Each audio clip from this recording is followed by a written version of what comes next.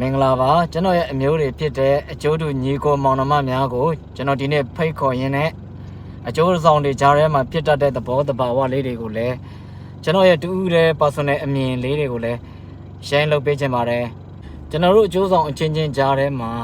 တွင်တွင်ပြောနေကြကြားနေကြစကားကြုံမှုကြမှာပါကြော်တယ်ခွတ်တယ်ဆိုတဲ့ပြဿနာပေါ့နော်ဟိုလူစီကကြားတော့လဲ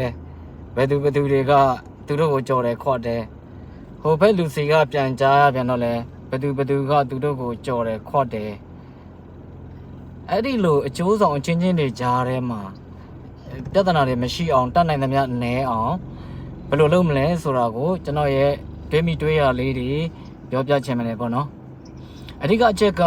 လူတူဦးတယောက်ချင်းစီရဲ့ mindset နဲ့ဆိုင်တယ်လို့ကျွန်တော်ထင်တယ်ဗျနောက်တစ်ချက်က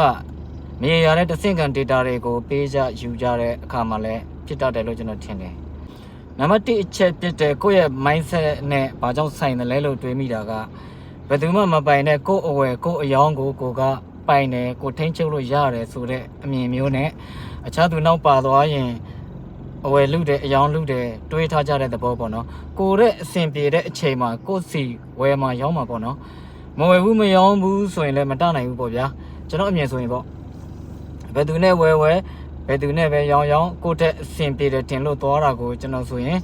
အခြားတစ်ဖက်ကကြော်တယ်ခွတ်တယ်လုပ်တယ်လို့မမြင်တော့ဘူးဗျာပြဿနာလည်းမဖြစ်ဘူးစိတ်အနှောက်အယှက်လည်းအဖြစ်မခံဘူးထားပါတော့ဗျာကိုယ်ဝယ်ကိုအယောင်ကိုစီးမဲ့ကမ်းမဲ့ဖုန်းနံပါတ်တွေတောင်းမဲ့အာပေါ်အာရင်တန်နဲ့ဘယ်လိုပဲဆွဲဆောင်ခဲ့ရင်တော့ကိုယ်ဝယ်ကိုအယောင်ကကိုယ့်ထက်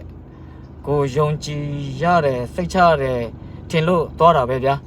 ကိုပြန်သုံးသပ်လိုက်ရုံပဲပေါ့ဗျာအဝယ်ကလည်းသူကြိုက်တဲ့သူနဲ့သူဝယ်ရင်ဝယ်သွားမှာပဲအယောင်ဘက်ကလည်းဘယ်သူနဲ့ပဲဖြစ်သူရောင်းချင်ရောင်းသွားမှာပဲကိုကမပိုင်တာကိုထိန်းချုပ်လို့မှမရတာအချိန်ကုန်ခံပြီးတော့ပြန်လိုက်စုံစမ်းဖို့လဲကျွန်တော်ဆိုရင်အချိန်ကုန်မခံဘူးဗျာနောက်နံပါတ်2အချက်ဖြစ်တဲ့မရေရာတဲ့တဆင့်ခံ data တွေပေးကြတာယူကြတာအကြောင်းလို့ကျွန်တော်ထင်တယ်ကျွန်တော်တို့လွယ်လေးတွေးကြည့်မယ်ဗျာကျွန်တော်တို့လက်ဖက်ဆိုင်တစ်ဆိုင်ထိုင်လိုက်တာနဲ့ဟိုလူစီကကြားရဒီလူစီကကြားရတဲ့ data တွေကတပုံကြီးပဲဗျာဘင်းအရှိမဘယ်နှဆင့်ရှိမှန်းလည်းမသိဘူးအဲ့တော့ကိုကကြားရသိရပြီးတော့အခြားသူတွေကိုတစ်ခါပေါက်တဲ့ပြန်ချ